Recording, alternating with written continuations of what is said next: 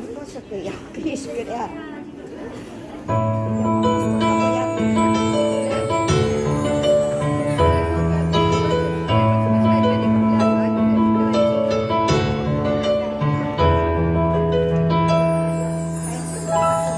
Într-o seară, într-o noapte de Crăciun, în Betleem, în Iudeea, după cum păstorii spun, bunul Iosif și Maria de departe au venit și s-a întâmplat acolo ceva nemaipomenit.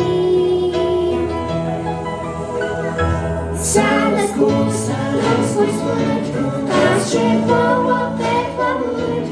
Nu uitați să fiți mai buni și să credeți în minuni.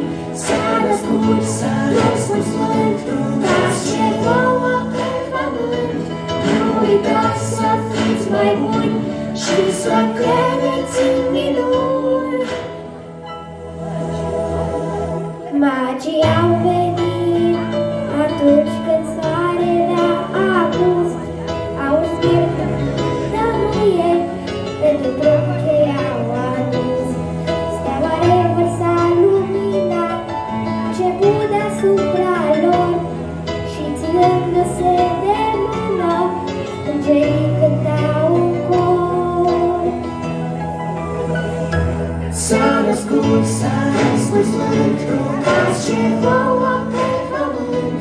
Nu uitați să fiți mai buni și să credeți în minuni. S-a născut Duhul Sfânt, ca ce vouă pe pământ.